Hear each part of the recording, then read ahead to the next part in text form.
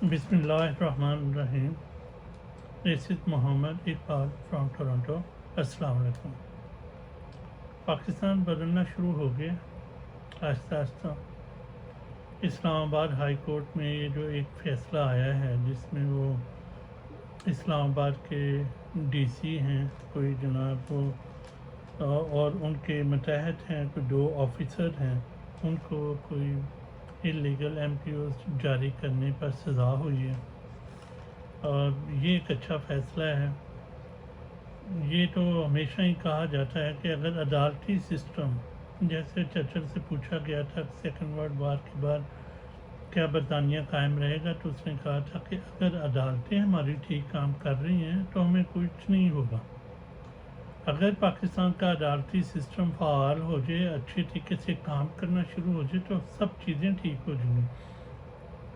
عارضہ سے اس طرح کے فیصلے آ جائیں، بیوروکریسی کو سزائیں ہو جائیں، جو تاکہ وہ پھر یہ جو اوپر ہمارے جو اسٹیٹ کے اندر اسٹیٹ بنائی ہوئی ہے ہماری فوجیوں نے جو گیریزن اسٹیٹ اپنی بنائی ہے، اس کے اوپر وہ گن پوائنٹ پہ ہماری بیوروکریسی کو یوز کرتے ہیں. اگر ہماری بیوروکریسی کو کچھ سزائیں عدالتیں دینی شروع کر دیں تو وہ پھر غیر قانونی احکامات کو ماننے سے انکار کرنا شروع کر دیں گے. تو وہ جو اسٹیٹ کے اندر جو ایک اسٹیٹ ہے اس کے اوپر وہ قانون کے دائرے کے اندر میں آنا شروع ہو جائے گی. اس کے لیے یہ بہت ضروری جو یہ شروعات ہوئی ہے اس کو ویلکم کرنا چاہیے. یہ بہت اچھا ہوا. کے پی کے میں جناب وزیر اعلیٰ بن گئے ہیں علی امین گنڈا پور صاحب، اور انہوں نے تقریر جو کی ہے بہترین تقریر کی ہے. انہوں نے اپنے رائٹ کی بات کی ہے، سیاسی قیدیوں کے ساتھ جو ظلم و زیادتی ہوئی ہیں ان کے ازالے کی بات کی ہے. اور وہاں جو پی ٹی آئی نے جیسا ایک انرجیٹک ماحول پیدا کیا، جو لگ رہا تھا جیسے وہ پی ٹی آئی کا کوئی جلسہ ہی ہو رہا ہے.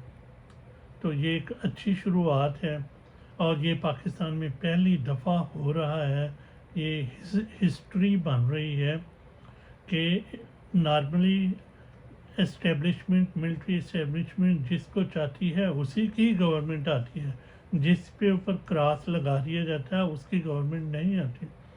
لیکن یہ پہلی دفعہ ہسٹری میں ہوا ہے کہ پی ٹی آئی نے اس کراس کو توڑا ہے اور اب پی ٹی آئی نے اپنی حکومت کے پی کے میں قائم کر لی ہے. یہ ایک اچھی شروعات ہے، جمہوریت کے لیے اچھا شگون ہے. انشاءاللہ تعالیٰ پاکستان کو اس سے فائدہ ہوگا، پاکستان کی جمہوریت بھی اس سے مضبوط ہوگی.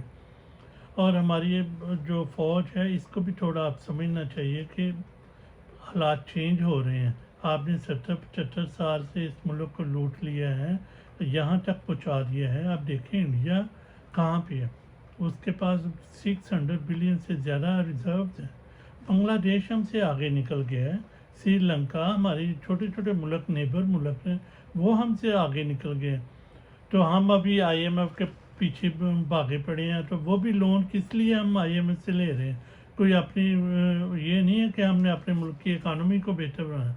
ہمارے اوپر جو لون ڈیو ہیں جو جون میں ہم نے پے کرنے ہیں ان کے لیے وہ قسط لے رہے ہیں کہ تاکہ ہم وہ اپنی اگر نہ پے کیا تو ڈیفالٹ ہو جائیں گے ہم. اور اس کے بعد جناب قومی اسمبلی کا جو اسپیکر ہے وہ منتخب ہو گیا فارم 47 پہ، وہ جو جعلی مینڈیٹ کے ساتھ منتخب کرا لیا فوج نے اپنا. پی ٹی آئی وہاں اپنا ریزسٹنس دے رہی ہے اور اگر انہیں مخصوص نشستیں مل گئیں تو یہ 100-125 سے زیادہ بنے ہو جائیں گے. اور یہ اتنی بھرپور اگر اپنی ریزسٹنس دیں گے تو یہ نظام کیسے چلے گا؟ اس پہ ایک سوالیہ نشان ہے. یہ قومی اسمبلی کیسے اپنا مدت پوری کرے گی؟ اور یہ وزیر اعظم، یہ جو فارم 47 کا وزیر اعظم ہے، یہ کیسے چلائے گا؟ اور ابھی حکومت آئی نہیں ہے، پیٹرول مہنگا کر دیا، مہنگائی کا ایک بم پھوڑ دیا. اور جب یہ آئی ایم ایف کے پاس جائیں گے تو پھر ظاہر ہے اور مہنگائی کرنی پڑے گی، تو وہ سارا مسئلہ خراب ہو جائے گا. اوپر سے اب پی ٹی آئی نے احتجاج کی کال دے دی ہوئی ہے اور یہ ہفتے کو، اور یہ انشاءاللہ تعالیٰ بھرپور احتجاج ہوگا. میرا تو یہ ماننا یہی ہے کہ جب تک کوئی قوم خود سے باہر نہیں نکلتی وہ اس کی کوئی دوسری قوم آ کے حالت نہیں بدلتی۔ اللہ تعالیٰ نے قرآن میں بھی یہی کہا ہے کہ میں انہی قوموں کی حالت بدلتا ہوں جنہوں نے جو اپنی حالت بدلنے کی کوشش کرتی ہیں، اور 8 فروری کو پاکستانی قوم نے کوشش کر کے اپنا فیصلہ صادر کر دیا، اور یہ کوٹ اللہ تعالیٰ کی کوٹ میں ڈال دی کہ ہم نے اپنی کوشش کر لی ہے، ہم نے ووٹ دے دیا ہے، اور لیکن یہ جبر کے ساتھ اس کو نہیں مان رہی ہماری فوج۔ تو یہ ایک بڑا خطرناک کام ہے ہماری فوج میں۔